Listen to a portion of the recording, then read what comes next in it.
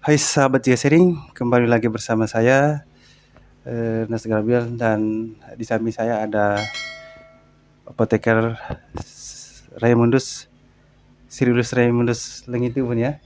Mungkin saya minta maaf. Ya, mungkin seperti itu. Nanti akan dia perkenalkan diri ya yang lebih lengkapnya.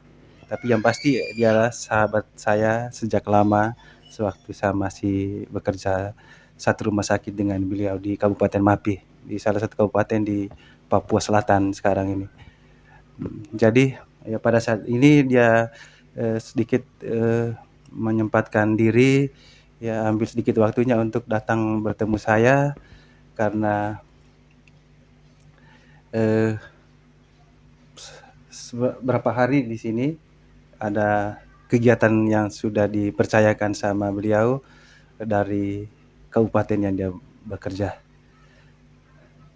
Jadi mungkin sedikit saya sedikit mengambil waktunya untuk tanya-tanya, karena ada yang saya mau bagi kepada sahabat Gesering ya, soal kesehatan ya. Seperti sebelumnya saya selalu membagikan tips-tips kesehatan untuk Anda semuanya, tapi kali ini ya saya sedikit membagikan kepada Anda semua tentang satu topik yang ya mungkin ya kalau buat saya menarik sekali untuk Anda pahami. Jadi jangan lewatkan, biar tonton video ini sampai selesai sehingga Anda bisa mendapatkan manfaatnya. Jadi saya mau hadirkan kepada Anda semua tentang bagaimana kalau kita memilih pengobatan swamedika. Istilahnya swamedika adalah pengobatan secara mandiri, yaitu dengan membeli obat sendiri di apotik dan minum sendiri tanpa harus berkonsultasi dengan keahlian dengan seorang ahli, misalnya dokter yang punya wewenang untuk memberikan konsultasi soal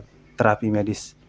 Ya, jadi saat ini ya saya ingin menggali ya bagaimana dari bagian farmasi, karena yang punya keahlian tentang obat adalah mereka ini seorang apoteker. Jadi jangan lewatkan video ini sampai selesai. Mungkin saya berikan waktu untuk perkenalkan diri dari teman saya ini. Oke, Pak Raymond, silakan perkenalkan diri. Ya baik, terima kasih atas waktu dan kesempatan. Perkenalkan, nama saya Raymond Cyrillus Damianus Lingitubun. Saat ini saya Paham ya Lingitubun. Lingitubun itu marga, iya. Oh, marga. Iya, fam. Saat ini saya dipercayakan oleh pemerintah daerah, ya, dalam hal ini rumah sakit, untuk ada sedikit penambahan ilmu di sini. Jadi saya dengan Paman Gabriel, Paman itu bukan mantri ya, itu Paman itu bukan om, tapi itu Papua. Paman itu pamantri ya. Jadi ini teman, rasa saudara, sahabat lah. Jadi saya setelah kegiatan nanti jam 10 saya sudah balik ke Papua.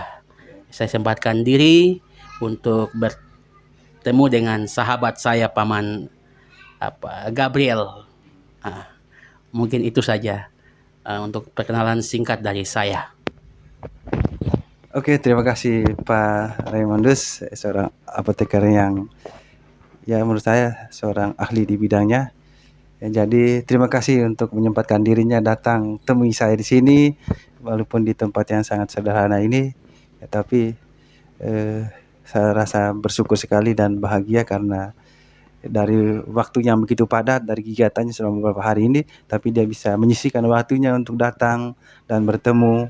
Dan akhirnya sampai di sini, saya sedikit minta pengetahuannya, biar sahabat Gesering semuanya bisa mendapat pengetahuan yang bisa menuntun Anda semua ketika Anda melakukan satu pengobatan secara mandiri dimanapun Anda berada. Nah, jadi supaya Anda bisa memiliki pengetahuan ketika Anda mau memilih obat yang mana, obat yang harus dibeli dan yang tidak boleh dibeli. Jadi seperti itu intinya video kali ini. Jadi saya harap Anda semua jangan skip video ini, tonton sampai selesai. Oke, seperti yang saya sudah sampaikan tadi bahwa masyarakat sekarang ini kebanyakan mereka memilih pengobatan secara mandiri, hanya swadmedika istilahnya.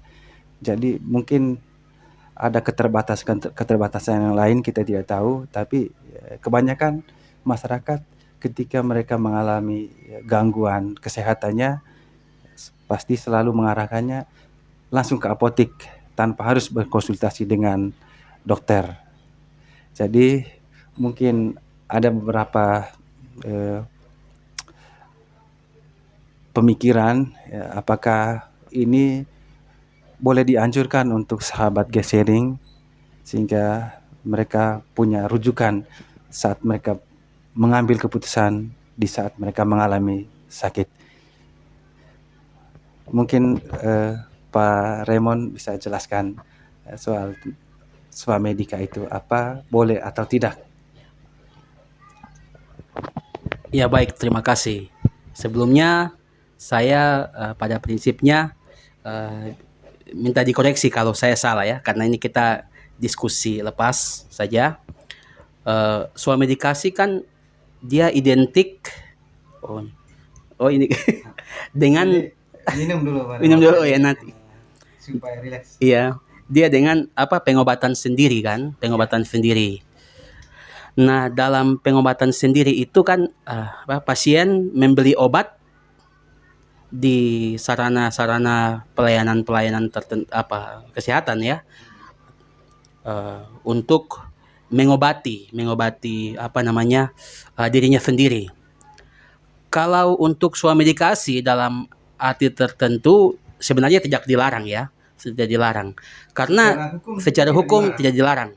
Itu bisa, karena memang dalam aturan yang saya tahu, sejauh yang saya tahu ya, pembelian obat itu kita dapat digolongkan menjadi kurang lebih tiga penggolongan.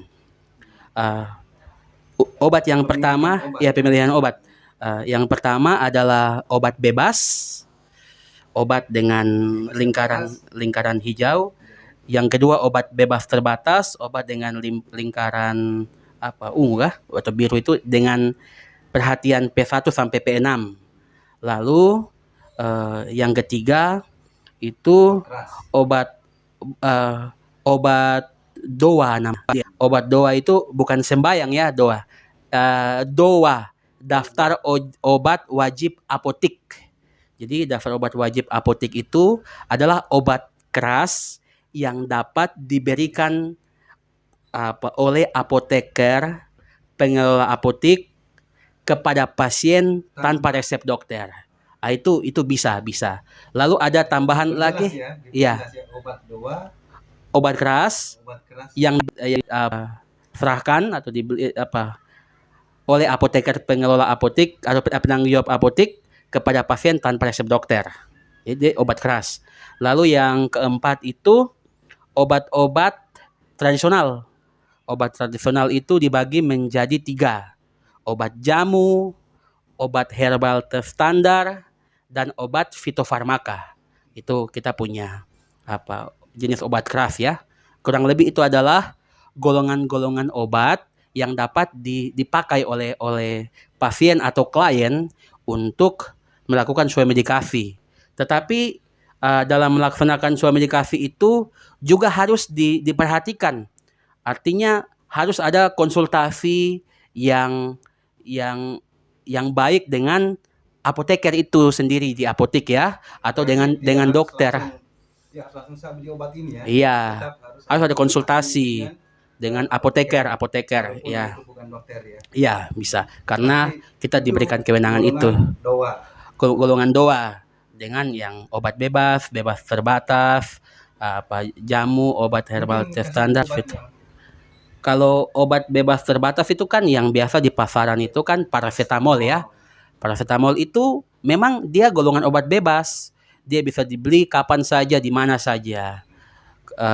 Cuman obat ini kalau dikonsumsi secara berlebihan, dia akan mengakibatkan efek toksik atau kerusakan pada hati atau ginjal pasien atau klien. Makanya dalam etika penulisan resep itu biasanya dokter menulis dengan singkatan PRN, Pro Renata, bila perlu. Kalau enggak usah, karena efek yang ditimbulkan itu bisa merusak hati dengan ginjal kita. Mungkin seperti itu. Makanya tidak boleh dikonsumsi secara terus-menerus. Lalu antipiretik ya, iya, anti analgesik ya, iya, PRN semua ya. Iya, PRN. Lalu kita juga harus mengetahui bahwa dalam etika pengobatan itu ada obat-obat yang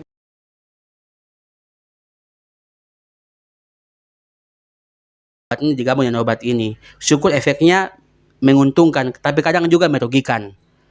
Tetapi yang setahu saya, sejauh yang saya tahu, walaupun obat-obat itu bisa dibeli di luar tanpa resep dokter, tetapi mengkonsumsi jamu dengan itu tidak boleh, karena dikhawatirkan akan menimbulkan interaksi obat yang berbahaya pasien atau klien. Syukur-syukur mungkin tidak, tetapi ya, tetapi kalau dapat karena dia punya waktunya, wah ini bisa berbahaya. Apalagi kalau sudah berhubungan dengan tanda-tanda vital, TV ya, itu membahayakan sekali. Itu yang belum ini ya, belum ada dalam BPOM. ya, Herbal yang kayak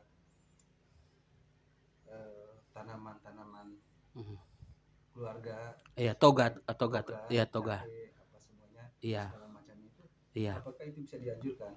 Bisa. Memang yang setahu saya itu, kalau memang bisa dengan pengobatan bahan alam Indonesia, kita lebih ke situ dulu, begitu. Lalu soal ini ada apa namanya itu, percampuran herbal seperti toga itu sama obat-obat seperti paracetamol itu, apakah boleh diajukan ataukah ada interaksi yang bisa memberi pasti itu ya, obat makan, obat dengan penyakit-penyakit tertentu kan seperti itu.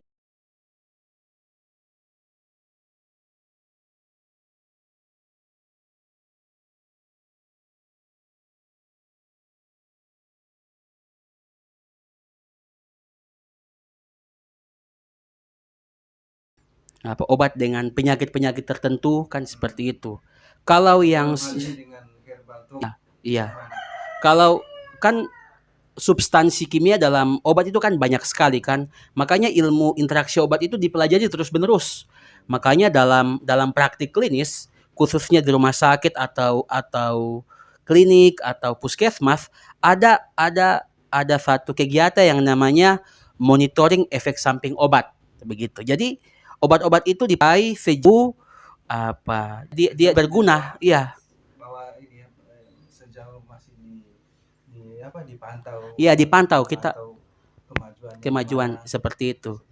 Kalau misalnya pada pasien, berarti harus dilaporkan ke pemerintah. Iya, bisa seperti itu. Intinya kalau obat-obat yang sejauh yang saya tahu yang nanti akan berakibat berbahaya bagi TTV atau tanda-tanda vital, sebaiknya dihentikan. Misalnya penggunaan obat-obat tertentu yang akibatkan pasiennya antivitalnya itu 1 banding berapa ribu atau banding 100 pasien kan, pasti pasien mengalami itu karena kasus-kasus tertentu kan, berarti harus dihentikan obatnya, lalu dilapor ke pemerintah, dalam hal ini Kementerian Kesehatan di bidang monitoring efek samping obat, lalu obatnya tapi itu kan kasusional ya, tergantung ini. Nanti ada kajian tertentu dari pemerintah, kira-kira seperti itu. Oke, saya kembalikan. Baik, sahabat Gesharing, tadi sudah disampaikan bahwa ya kalaupun ada obat-obat yang bebas terbatas, kemudian golongan tetap ya harus diperhatikan, tetap hati-hati, jangan barang beri obat Ya kalaupun tidak siap dari dokter, ya berkonsultasilah sama apoteker-apoteker di mana sahabat Gesering semua yang datang. Jadi tetap saya harus diperhatikan, ya tetap hati-hati, ya, jangan sembarang beri obat. Ya kalaupun tidak ada resep dari dokter, jadi ya minimal berkonsultasilah sama apoteker-apoteker di mana sahabat dia sering semua datangi apoteknya, ya konsultasilah, tanya dokter, tanya apotekernya di situ. Jadi konsultasi dulu, jangan langsung beli obat konsumsi, apalagi beli obat lebih dari satu jenis, ya karena itu bisa menimbulkan efek keracunan obat, karena seperti yang jelaskan tadi sama ininya, jadi ada interaksi antara obat, ya interaksi obat antara makanan, interaksi obat kimia dengan herbal. Jadi jangan sembarang minum obat, ya kombinasi obat ya. Jadi kalaupun itu Anda lakukan, harus konsultasi minimal dengan apoteker, ya. Dan juga kalau ada banyak komplikasi, penyakit-penyakit yang Anda alami banyak, jadi lebih bagus untuk konsultasi dengan dokter Anda. Jadi seperti mungkin ada anjuran-anjuran lain dari bagian farmasi atau seorang apoteker yang bisa ya dibagikan kepada sahabat Gesering, ya biar sahabat Gesering bisa ya dapat pengetahuan, ya karena banyak sekali sekarang ini seperti yang saya bilang dari awal itu kesulitan, ya karena konsultasi dengan dokter sekarang satu bicara aja sudah 25.000 itu dokter umum, ya, ya kisaran seperti itu ya. Kali kita hidup sehari ini bisa beli obatnya, tapi dari semuanya. Jadi apapun yang Anda miliki, materi apapun yang Anda miliki, sehebat apapun, kalau kesehatan Anda menurun, semuanya akan tidak berarti. Mungkin seperti ya man. Jadi untuk menjaga kesehatan Anda, jadi sharing harus dengarkan sahabat saya ini, karena beliau sangat expert di bidangnya. Jadi saya sangat masih datang di sini, datang dengan kegiatannya, tapi dia masih sempatkan diri untuk berbagi ilmunya untuk kita, untuk sahabat-sahabat semuanya. Jadi mungkin ada tambahan, respect dan sangat bahagia sekali karena dia datang di sini, datang dengan kegiatannya, tapi dia masih sempatkan diri untuk berbagi ilmunya untuk kita, untuk sahabat-sahabat semuanya. Jadi mungkin ada tambahan lain yang bisa Anda bagikan kepada sahabat ya sharing. Saya persilakan lagi untuk itu.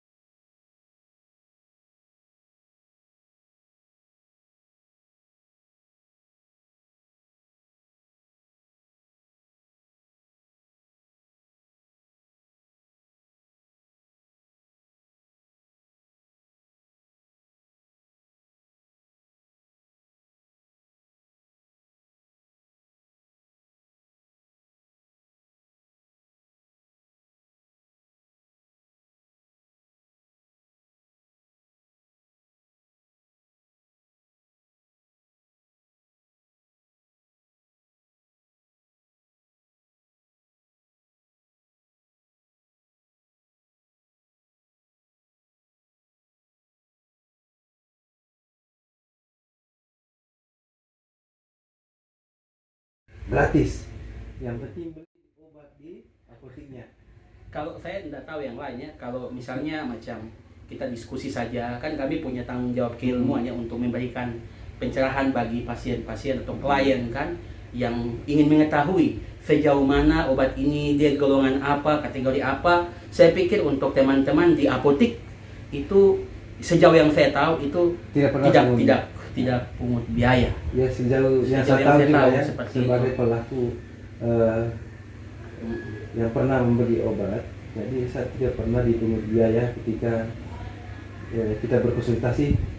Oke. Kita berkonsultasi, kita punya keluhan, mungkin lagi nggak sehat, ya mereka hanya berikan ya harga obatnya, ya, tanpa harus memungut biaya konsultasi, ya bayar suara keluar, ya rasanya begitu. Jadi saya tidak mengatakan yang lain. Ya saya katakan ini adalah seorang apoteker yang tidak membayar ketika berkonsultasi. Ya bukan bicara yang lain ya. Iya. Saya juga tidak tahu apakah konsultasi itu dibayar. Ya, saya juga tidak tahu. Mungkin. Mungkin. Ya. Tapi kalau saya tidak. Kalau memang tanya diskusi. Kalau apoteker yang saya tahu saya sih tidak. Ya. Mungkin teman-teman apoteker yang lain mungkin karena mungkin di dunia kerja untuk ada esensi profit juga. Jadi mungkin ada ini. Tapi yang jelas yang dipungut biaya yang sejauh yang saya tahu itu RF-nya. Apalagi perawat. RF-nya. Apalagi perawat. Jangankan berkonsultasi, melakukan tindakan aja. Ya, pasti tidak diperhitung, nggak dibayar berapa kalau saya infus berapa bayarnya. Enggak. Mungkin sudah terklaim di Java kapan? Bukan. bukan. Saya tidak tahu juga. Ya rasakan saja bagi seluruh perawat Indonesia, jadi rasakan apakah Anda juga pernah ya menerima ketika Anda melakukan, jangan apalagi berkonsultasi. Jangankan berkonsultasi, tindakan aja itu tidak dihitung kan? Ya enggak? Ya ini bicara soal ya gitulah perawat Indonesia. Oke, baik, lanjut Pak Reman. Saya koreksi sedikit. Mungkin saya tidak tahu ya terkait dengan bayar dan membayar. Tapi kalau untuk saya, kalau siapa saja yang mau konsultasi, ya, saya monggo. Sejauh ilmu itu saya tahu, saya pasti bagi. Ya. Karena saya punya ini dari Tuhan, jadi saya harus bagi juga untuk sesama. Begitu. Pengetahuan yang saya punya. Begitu untuk sesama juga tahu toh. Begitu. Untuk intinya yang berpotensi masalah kita bisa seperti itu. Jadi ya coba berikan kesimpulan biar sahabat sharing bisa memperoleh pengetahuan yang konkret ya, yang bisa tahu oh ya saya harus beli obat ini, saya harus beli obat ini, tapi saya harus konsultasi dong ini. Nah, saya harus beli obat ini, saya harus konsultasi dengan siapa? Apakah apoteker atau yang lain? Iya. Yang lain. Nah, kalau berkonsultasi dengan perawat sih kapan saja, di mana saja, ketemu dengan di mana saja itu pasti kalau dia tahu dia akan kasih tahu. Nah, seperti itu. Mungkin kalau kami sepertinya sama juga. Kami sejauh yang kami tahu, karena kan masing-masing punya kompetensi yang berbeda-beda ya. Kan obat itu ada banyak sekali.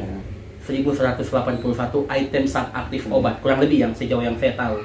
Kan zat aktif obat itu kan zat khasiat kan. Kadang ada obat yang dipakai itu dalam bentuk sediaan tertentu dengan zat aktif yang tunggal. Yang tunggal. Tapi ada juga obat yang dipakai dengan zat aktif kombinasi. Misalnya ada obat-obat tertentu, obat-obat golongan bebas terbatas yang dalam komposisinya itu ada beberapa kandungan-kandungan. Begitu. Ada beberapa kandungan-kandungan. Jadi harus konsultasi karena untuk golongan bebas terbatas itu ada perhatian 1, perhatian 2, perhatian 3 sampai perhatian 6. Kadang kalau kasus tertentu misalnya ada pasien yang dia kurang lebih mengalami tekanan darah yang tinggi, ada obat golongan tertentu yang dia punya zat aktifnya itu dia meningkatkan tekanan darah, efek tekanan darah. Karena tekanan darah masuk dalam tanda-tanda vital, jadi alangkah baiknya pada saat suami dikasih untuk beli obat itu, konsultasi dengan apotekernya di apotek. Apakah obat ini saya bisa konsumsi? Nanti apotekernya bilang, Bapak ada riwayat penyakit ini enggak? Oh, misalnya saya ada riwayat penyakit tekanan darah tinggi, makanya obat-obat yang mau dipakai dengan kandungan zat aktif itu, saya lupa zat aktifnya, itu tidak boleh digunakan. Nanti dipilih alternatif obat yang lain, seperti itu. Perlu yang tunggal. Iya. Oh, mungkin perlu alternatif yang ini untuk penyakit yang itu, kira-kira begitu. Nah, karena zat aktif itu kan dia akan memicu yang lain, ya seperti itu. Misalnya memicu tekanan darah yang tinggi, memicu pernapasan, memicu tertentu ya. Iya. Seperti itu. Ada pertimbangan medis. Ada pertimbangan klinis di situ, pertimbangan klinis yang medis, kita yang pastinya yang bisa mempertimbangkan medis itu ya orang yang paham, ahli di bidangnya, ya seperti dokter ya. Iya. Supaya ya betul-betul dia harus mengkaji ya kesehatannya, sehingga dia bisa memberikan anjuran-anjuran yang pas, yang tepat, yang profesional. Ya. Yang profesional itu kan ya yang tepat, ya, pemberian terapi yang tepat.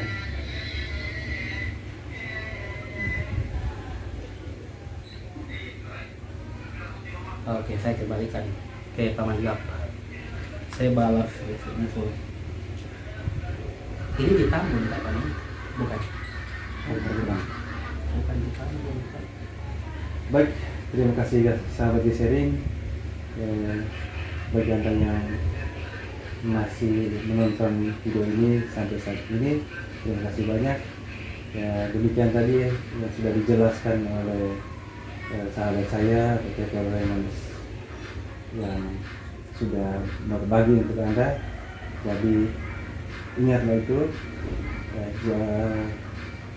bersuami dika. Suami dika boleh, tapi hati-hati. Jika Anda ragu dengan suami dika, jadi konsultasinya minimal dengan apoteker yang ada di apotek yang Anda datangi untuk berobat. Jadi demikian saja apa yang saya sharingkan dan sahabat saya sharingkan kepada Anda semuanya. Dari saya sampai jumpa, dan saya berterima kasih untuk sahabat saya Pak Raymond sudah bersedia untuk berbagi kepada sahabat semuanya, dan berbagi juga untuk saya juga bisa mengerti apa yang ya saya harus pegang nanti ketika saya juga, walaupun saya seorang perawat, ya saya juga punya pengetahuan ketika saya mau berobat secara mandiri.